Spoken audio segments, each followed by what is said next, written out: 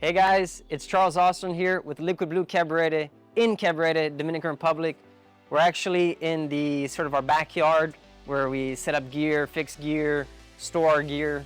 And we've been getting some questions this year, which are questions we've answered in previous years, but it's sort of what is the ideal beginner setup if I'm gonna get into wingfoiling? And the thing is that there is no one size fits all answer to this question because it's going to depend, again, on your location, on yourself, and also on what you have available sometimes. Depending on where you are in the world, not all the gear that someone in the United States might have access to is accessible, let's say, somewhere in Asia or in Africa or even in the Caribbean for ourselves. You know, everything has to be imported. So especially when the sport started off, we sort of had to use whatever was available, whatever we can get our hands on. But now with time, we have access to all the proper gear. But in any case, so there's some things to be considering when you're trying to get equipment. When I look online and I go through the different blogs, that it's primarily with the blogs that I see the issue with, is that the recommendations that they have are sort of generated by AI or something like that, because they don't really make sense. Some websites are saying that if you weigh 60 kilos, then you should only go plus 20 in the volume of your board.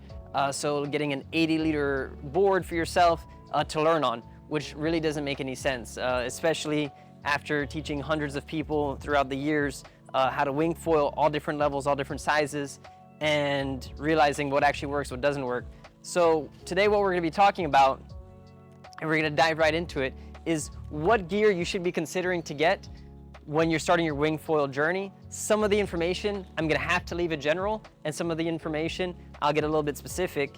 And if you do have any questions at any point in time, you know, drop it in the comment section below, send me an email, send me a WhatsApp, whatever it is, and I'm going to get back to you with as best as I can if you're asking me a question about some equipment. But basically, here I have the most common, I call it the Big Mama, the Big Papa board that we use for learning. This is a F1 Rocket ASC. It is 130 liters. It's a very big board, and it is really good for beginners, you know, but there's gonna be some caveats that I'm gonna be mentioning in regards to who this board might not be for. So let me just move this here. As you can tell, it's a big board. It's pretty heavy. It's a pretty heavy board, but it does the trick for when you're learning. And we'll start off the conversation actually with one important thing, is that when you're learning, and depending where you're learning in the world, this beginner equipment, very beginner equipment, is not gonna last you that long in terms of your progression. This board is basically to help you learn how to control the wing while standing on the board, learn the basic skills of when you are getting onto the board and getting standing, and then getting your first rides in, your first upwind rides, going out, coming in, and then at some point in time you could also sort of learn some jibes and tacks. But in reality, this gear is very bulky and big, and you sort of, once you learn the basics, you want to move off of it down to a smaller board. Let's say this board I have right behind me, it's 110, and we have some other boards inside which are like 90 liters, 75 liters, and the such. But basically, just like in kiteboarding, the beginner gear you're gonna use and opt for is gonna be a lot different than the gear you're gonna have once you're sort of intermediate and beyond. Just like in kiteboarding, the gear you have as a beginner, your big beginner board, you don't use that anymore. And that's why I always generally recommend people that it's great if you have the option to do lessons somewhere in the world, because then you're gonna avoid making this initial investment of getting the biggest gear, especially in terms of the board and the foil. If you do lessons, once you learn, you can opt in directly for intermediate equipment and sort of save yourself the money essentially when you're looking into that. Or the other option is renting gear. If there's a place that rents equipment without mattering your level, and you can practice if you want to do a solo practice, but I always recommend using an instructor if you have that option. Now, if you're self-learning, you're gonna have to consider using bigger equipment. and buying bigger equipment because you really have no choice. If you go straight for a small board, then you're gonna be having the dilemma where you might have got the wrong equipment, too small of a wing, too small of a board, too small of a foil, and you put those three things together and you're a beginner, you're not gonna get foiling, you're not gonna get wing foiling, and you're not gonna have fun, you're gonna be struggling. So that's why it's really important when you're getting beginner equipment that, and you're learning, is that you get the proper beginner equipment for learning. So, with nothing more to really be said about that, when you're gonna get gear, we're gonna talk a little bit specifics here. When you're gonna get gear, if you're in this small, medium sort of side of the world, and even large, and we could talk just about clothing, I'm a size medium, let's say, in general. So someone like myself is gonna be using a board around 110 to 130 liters to start learning on. Now, how are you gonna know if you should be 110 or 130? Well, you're gonna wanna use bigger equipment if you know that you're not that athletic, or as well, if you have issues just being on your knees. There's some people that being in this position is very difficult and they can't bend down. They could, this is as far back as they can bend, you know? So people that are like this, that don't really have much flexibility in their hips, in their knees, are gonna have a hard time sort of struggling. So in those moments, you're gonna wanna opt in for a bigger board because that's gonna help you stabilize when you're in the water. But now, if you're a very small individual, and what do I mean by that? You're a lighter individual, maybe 90 pounds, 100 pounds, 110 pounds, using a board like 130, yeah, it's gonna float amazingly, it's gonna be great, but you're not gonna have that much control because you're maybe not strong enough to sort of maneuver, and I use the word manhandle, the equipment. And then on the opposite side, if you're a very large individual, you know, you're 100 kilos, you're 200 pounds, 210 pounds, 220 pounds, plus, you know, then you might have to even consider bigger boards and bigger foils than the average Joe, like let's say myself. So most of the time when we're getting learning, and this is gonna be for 80%, 90% of the population, you're gonna wanna have a board around 110 up to 130 liters. Some brands have like 140 liters, so it depends brand by brand. I usually am always on F1, so I can only really refer to you the sort of sizing that we use with F1, which in this case is 130 liters, and then it goes down to 110, and there's also a 120 size, but it's a different model. And that's also one thing. The beginner equipment, let's say this ASC version, which is Air Shield Construction, it's not only more budget friendly, it's also more resistant. This thing is bulletproof, and it's great for us. We use it in our school, we use it for rentals, and it comes in a bunch of different sizes. But these types of boards are budget friendly, and they're gonna last you a long time. And what does that mean? That if you invest in a board like this, you could always pass it on to somebody else, and they're gonna be able to use it, have some fun, learn on it, and then they'll be able to pass it on to somebody else and whatnot. So it's a board that's really gonna last you forever if you happen to need to buy one. And then when we talk about the foil and the mast, you know, here I have a 2200 foil on this board. This is the 1800. All right, this is the Gravity FCT series. And I think about FCT, stands for some sort of construction. And off the top of my mind, it doesn't recall, but the type of construction is just more budget friendly. It's not a full carbon setup. And that's gonna help you save some money, especially once you start looking at the prices on the internet. You realize that the carbon equipment, which is the more premium equipment in wing foiling, is, you know, it's gonna rack up into a couple $1,000s for a foil, a couple $1,000s for the mast, and a couple $1,000s for the board. So, you know, you could be easily looking at a setup of $5,000, $6,000 if you're going all carbon, and it's actually really not needed, especially when you're learning.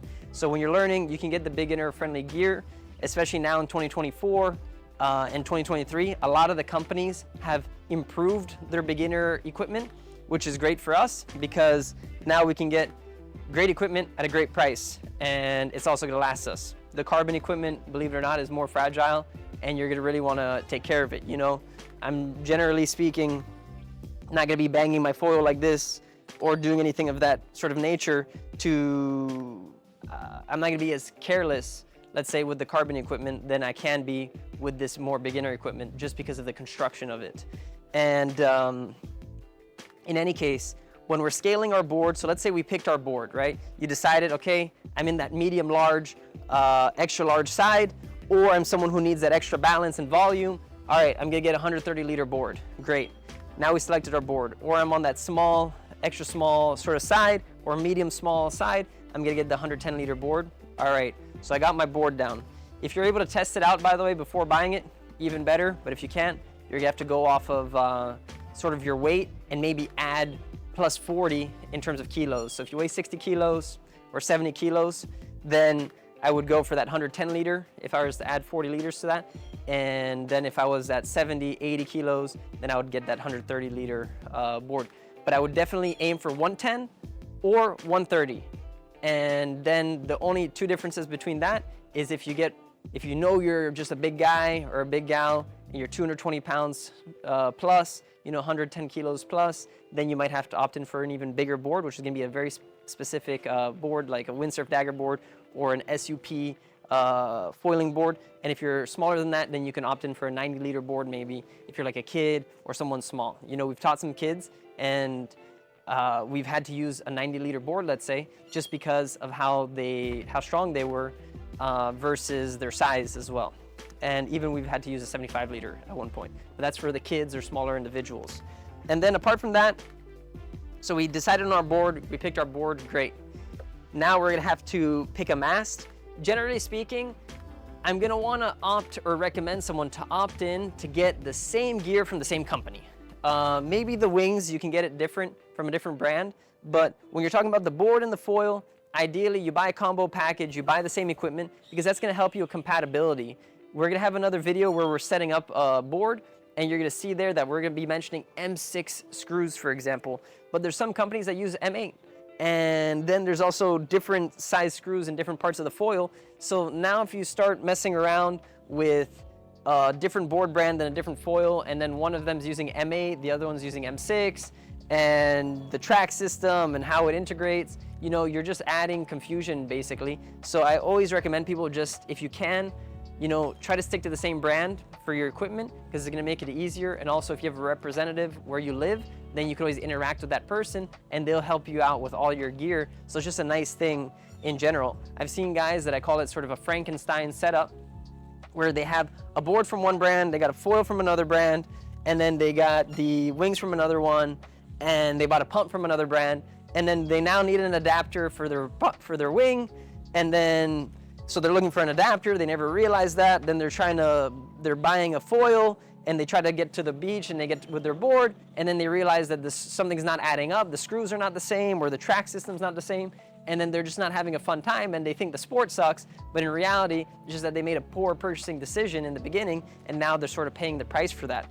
Don't get me wrong, you can make your gear integrated. There's some people that they're like, hey, I love the duotone wing, and I love the F1 foil with an Armstrong board, and they'll go through the headache of getting all the different hardware to make it sync up. But generally speaking, if you aim for the top brands, you get an F1 board or F1 wings, or you go into F1 world, let's say, or you go into the Armstrong world, or you go into the duotone world, you're gonna find some good gear, generally speaking. And like I do in my motorcycle world, like I do in the car world, like I do in the Wingfoil or surfing world, if you aim for the best brands, generally speaking, you're gonna be okay in terms of whatever you're buying. So after that, we're gonna decide on our foil. In terms of the mast, the companies, depending on which company it is, they're gonna talk in inches or centimeters. I'm gonna talk to you in centimeters, but basically you're gonna wanna get a foil around 65 to 75 centimeters when you're starting out. Now, the reason why you might want a foil that's even smaller, shorter, in the beginning, or in general, is because of your spot. That's something that I'm gonna mention all the way at the end, but depending on the spot of where you're learning or riding, the foil length is gonna matter.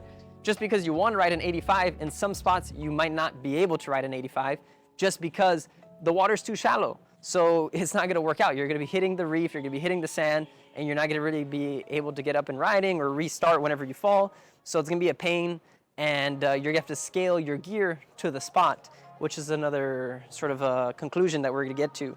But other than that, so we get a 65 to 75 centimeter mast. That's pretty much the go-to. We really use mostly the 75, but sometimes depending on the situation, we might put a 65 on, and very rarely do we ever put on an 85 for the individual.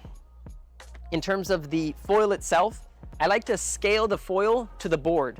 So here we're using the biggest board in the lineup. We're also adding it with the biggest beginner foil setup in the lineup. So this is a 2200 gravity. And for example, back here, I have the 110 liter board that I was mentioning, and I pair it up with the 1800 gravity. This is the second largest board in the lineup. This is also the second largest foil in the lineup, in the gravity lineup, which is the beginner one for F1. Every brand is gonna have a different name and a different, basically a different name for it. But basically, I like to pair up the foil with the board, because if you have a foil that's too small on a big board or vice versa, what's gonna happen is that it's not gonna sort of feel, I use the word neutral, it's gonna, or balanced. It's not gonna feel balanced. So here we have a big board, it's heavy. Like I mentioned, you know, this is, I'm using a lot of strength to lift this up. So this is a heavy board. And what happens is that since it's a heavy board, then we're gonna add a rider on top. If we have a foil that's small and doesn't generate much lift, it's not gonna be able to lift us up out of the water properly when we're learning. So it's just gonna add to that it's gonna make the gear sort of work against us in a way. So it's good to scale everything accordingly. And of course I could put any foil on any board, but I tell you, with testing out, I've put small foils on a big board. It just doesn't feel the same, doesn't ride the same. And you really wanna try to scale that together. A lot of the websites that you're gonna look at help you with scaling. They're gonna recommend you a foil for that one. So I would follow the recommendations of the brands. And in this case, if you're doing an F1 board, for example, I'm doing the 6.2 F1 Rocket Wing ASC with the 2200 foil. And now, depending on how I set the board up, which is another video we're gonna be talking about, where I put the foil on the track system is also gonna affect how that foil behaves in regards of the board. So anyways, now that we spoke about the board and we have that all on and set up, what I'm gonna talk about is sort of the other accessories you're gonna need when you're getting your beginner setup. So here we have the board, we got the foil, we got the mast. The foil is gonna come with the stabilizer and the fuselage, which is why I don't really mention it. Once you get more advanced, we've even created some other videos on that, but you can sort of start customizing your fuselage, getting a shorter one, or getting a smaller rear wing, or getting a different style rear wing, and that's also gonna change your whole setup. So you can ride the same front wing, but then also what you do on the back and the fuselage is gonna affect how that actually performs on the water. So here behind me, we got a lot of the protective gear that we use. When you're a beginner, I'm gonna mention that you're gonna wanna consider some equipment. I'm gonna mention it now. But basically here for the board, to wrap that up, we need a leash. This is just a general surf leash that you can get in any surf shop. You could buy them on Amazon, you could buy them on the internet, whatever you want. General surf leash that we're gonna hook up to this board. Then here, I made a video on an accessible, budget-friendly way to create a sort of waist harness or a waist leash, and or a leash belt, whatever you wanna call them. But this is the Monera. This is a more premium setup. So here you simply attach your surf leash to the waist leash, and then, or your waist belt, whatever you want to call it. And then this is just gonna go around you like that, bang. And I'll just set this up just so you sort of see this whole part. You're gonna wanna opt in for a leash. No matter what setup you get, the leash, some brands sell them, other brands don't, but you could just buy any surf leash there. And the important thing to remember is gonna be whatever surf leash you get or whatever board leash you get, make sure it's the same length as the board and or longer. This is a 6-foot board, so I'm gonna get a 6-foot leash. So here, just to show you a little test. Right, so just imagining, I have still some distance from the board. If the leash was too short, imagine it's this length, right? If I fall off this board at any point in time from this direction, the board is gonna come back and hit me for sure. So I always want a little bit of distance from the board, or the exact distance. And the easy rule of thumb is if you have a board of any X feet, let's say, then you get a leash of that same distance and or more. You don't have to go crazy to go above it, because it's gonna be hanging around and it'll actually start having a point of diminishing returns if you get too long. But let's just go to safely say, you have a 6-foot board, get a 6-foot leash to make your life easier. Now, the next thing after you have a leash is you're gonna need a helmet. So this is a bit more of an advanced helmet. This is the Simba one. This helmet will set you back around 200 bucks. Great helmet, will probably last you multiple years, hundreds of sessions. For us, you know, we're wingfoiling almost 300 days a year. So this is after maybe 2 years of usage. Still fits great, still works great. You can tell a bunch of scratches on it because it does get hit up and we do let it get banged up. But these helmets are great, they're gonna last you a long time. And then you could get yourself something like a ProTech helmet that this is gonna run around $50 to $80. Any sort of these bicycle but water designed helmets. And what's important is that they have the holes so water can go through it. If it doesn't have holes, then it might give you some whiplash. But in any case, you're gonna need to get yourself a helmet. Attach this one right up here. You need to get yourself a helmet for your beginner setup. That's key. And then you're gonna need to get yourself an impact vest. You know, this is a Monera impact vest. That's the nice thing about working with F1 and Monera, that they have pretty much the whole lineup. You don't really have to look left or right to get any other gear. The one thing that I haven't been able to test yet, which we're gonna have a video coming out later on, is the S foam helmet, which is supposedly something revolutionary in terms of a helmet that is foam-like, like this, like a neoprene, but upon impact it hardens, and it has some funky name of smart foam, low Newtonian, something really weird, but supposedly it is amazing, and that just sounds great, that once you have impact on the foam, it actually hardens up just like a helmet. So that's gonna be cool to test out. In any case, here we got a neoprene impact vest. This is not a flotation device. It gives you a little bit of flotation, but the more important part is that when you have it on, it protects your ribs, you know, it protects your back. A lot of the times you fall on your back, and a lot of times you also fall on your face, on your front, and this protects you both ways. Now, this was designed primarily for kiteboarding, so that's why the big space here is open, but it gives you good maneuverability. It's also pretty light in general. And me, I go out every single session with a helmet and an impact vest because you want to protect yourself out there. So apart from that, the other sort of protections you have to consider when you're a beginner is you're going to want to protect your knees.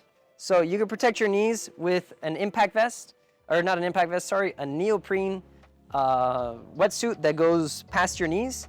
So probably not going to be a shorty, it's probably going to have to be a full length. But if you have something that's going to protect your knees, you're going to be spending a lot of time on your knees on the board. And this is just an easy way that you could buy this on Amazon. This is like volleyball knee pads, essentially. But you type in knee pads and you're going to find them online. And it's going to put you $30, maybe $50 investment. It's going to last you a long time, and it's going to protect your knees. And then the other thing that you can do as well, depending on the spot, you might need water shoes. If you have reef bottom, rock bottom, or in general, you don't want to touch the bottom, then you need to consider getting yourself a pair of neoprene shoes or socks. Here, this is some neoprene socks, also off of Amazon. Basic, but it does the trick, and it's going to protect your feet from chafing on the board. You know, this is a grip pad, and sure, right now, I don't get any sort of rash, but if I was wet and I'm laying on my knees, laying on my toes, and I keep scratching myself, eventually it's gonna cause a blister and it's gonna hurt my skin. And apart from that, you know, when you're wearing a helmet, if you want to protect your eyes, you can get a pair of glasses that are polarized, you can get a hat on, and also you can get yourself just a general lycra that's gonna protect you from the sun. Now, these are just extra things. This doesn't really have to do too much with the gear itself, but it's also part of your setup because you're gonna want to protect yourself also from the elements.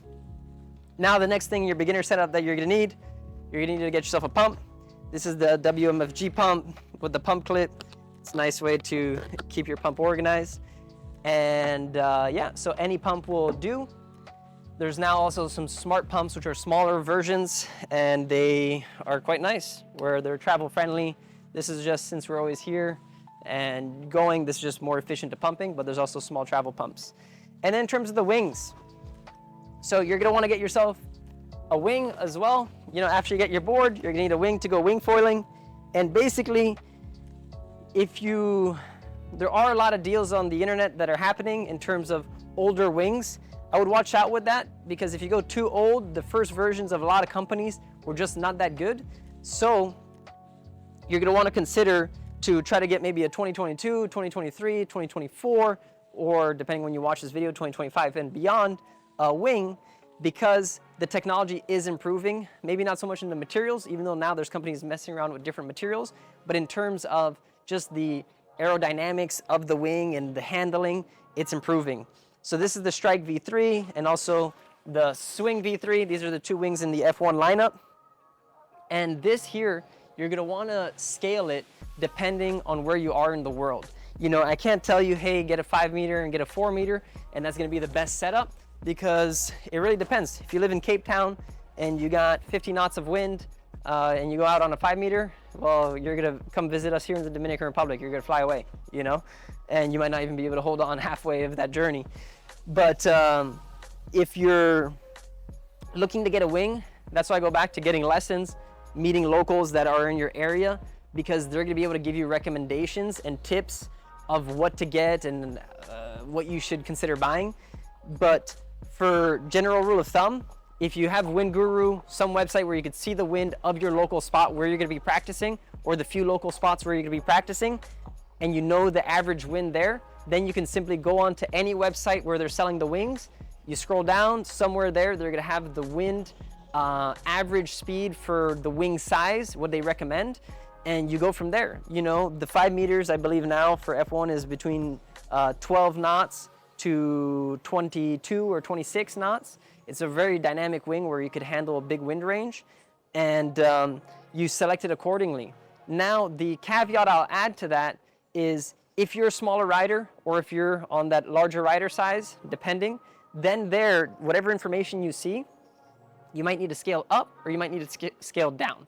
So if already you're scaling down because you know, hey, I'm a rider that's only 90 pounds, so you know, using 130 liters is too big for me. Maybe I need a 110, and I'm riding in a place that has super strong winds, so maybe I'm gonna have to opt in also for a smaller wing. Whatever it might be the case, you wanna make sure that you factor in all this information to make the proper decision when you're purchasing gear. That's why I go back to it. If you rent, if you take classes, this is a great way to sort of familiarize yourself with what you actually need. But if you don't have that, you're gonna have to go according to a little bit of guessing and metrics, especially if you have no other local riders or anything like that you could bounce off ideas or see actually out in the ocean. You know, you go out here, you'll see what the people are using. They're usually on 4 meters, 4.5s, 5s, and 5.5s. And then you might see a guy once in a while with a huge wing when everyone's on a small wing, but it's because the guy weighs 240 pounds, or you see someone on a super small wing, but you realize it's a kid or an individual that is lighter. So these are things to consider. And always going back to people that have experience, giving you the reference is great. You know, reading some blogs is nice and it will help, but being able to talk to someone that actually knows in your local area or that can give you some general feedback that's a bit more specific, then that's great. So apart from that, I think we covered pretty much everything. We spoke about the board, we spoke about the foil and the mast, we spoke about the protective equipment you're gonna wanna consider. Protective equipment is super crucial. I can't sort of mention it enough that you wanna protect yourself. Even here, when I see some of the friends that are local riders and I don't see them with a helmet, I mention it to them. I'm like, guys, protect yourselves. You know, there's even people that have hit their heads once before with the foil or the mast, have gotten stitches, and I still see them with no helmet. You know, at this point, you can't really help them anymore. But I still mention like, hey, you should wear a helmet, you should protect yourself. It doesn't matter what level you are, whether you're jumping, riding big waves, small waves, you know, anything can happen at any moment. And in terms of the wrist leash, I didn't mention that. Each wing you buy is gonna come with a wrist leash. So you don't have to really consider that. But in terms of the boards, they don't come with leashes, and they don't come with waist leashes or waist harnesses. So you're gonna have to consider buying that. And in terms of getting your first beginner setup, you know, just to conclude, if you can get lessons, if you can rent, if you can go somewhere where you can get lessons, there's a lot of people that before buying gear, they actually fly down to here in Cabarete in Dominican Republic to come take some lessons, and then they go back home and then they buy gear once they're at an intermediate level or whatever level they finished off here. You know, they're like, hey, what gear should I get back home? They get that gear and then they keep practicing back home. So you could also fly to another destination depending on where you are in the world. Go for a Wingfoil trip one weekend to somewhere, learn, and then come back and you'll know roughly what you're gonna need for your home spot. Of course, scaling it depending on where you go. And then apart from that, if you don't have the option to rent, if you don't have the option to take lessons, then yeah, go for it. Learn by yourself. you want to make sure that you make this investment once, and if you're able to skip the investment of the ultra beginner gear, which is this sort of setup right here, then that will be great for your bank account, but also it's not that bad because this beginner gear will last a long time. You could pass it on to other people in your community, or if you're in a community already of people learning, then it's gonna be easy to pass it along. But I do know that a lot of people like to avoid that, and the best way to avoid it is through lessons or renting up to a certain level once you're intermediate. Once you're intermediate and you're riding smaller gear, you're not gonna have that same rotation as this. 1 week to 2 weeks on this gear, you could already be scaling down, right? So that gives you an idea of how quick you can sort of move out of this equipment. And then once you move out of this equipment, you're never gonna use it again. So just consider that when you're making your buying decision this year. And going back to it, if you have any questions, if you have any comments, all of our information is in the description of this video. So you have our website, our WhatsApp, our email. You can also comment here, and I'm gonna try to get back to you, because the worst thing is seeing people waste their money and sometimes time. Well, not so much time, but mostly money, and then time once they wasted their money and they're on the water wasting their time because they didn't get the right gear. It's unfortunate, you know? So if I'm able to help you out with that, then I'll help you out if I can. I try to get back to every single message. And other than that, guys, remember, have fun, protect yourself. If you're gonna get any gear, you know, get your protective gear. This is really critical. And then have fun, you know, watch videos, learn, talk to people, meet people. You know, this is part of the wingfoiling world and experience, and let's say culture, as some say. And it's an amazing sport that, despite the cost or the initial investment into it, I tell you, this thing will pay dividends year after year. And it's a sport that's really a gateway sport just to having fun and seeing a new dynamic in life. So with nothing more to be said, this is Charles Osterlin with the Liquid Blue Cabarete in Cabarete, Dominican Republic, giving you a recap of what gear you should consider when you're a beginner this year in 2024. I hope this video helps, and make sure to watch future videos because we're gonna talk about how to set up your board. And one thing that we've been seeing is the position of the foil on the board, on the track system, which, people, believe it or not, is gonna affect your progression when you're a beginner. So if you need some other advice because you're just getting into the sport, we got a lot of videos that are already made or coming that are gonna be of benefit, so make sure to hit subscribe, like the video so the algorithm sort of bumps us up, and have fun. So this is it, guys. Enjoy. Have a great day.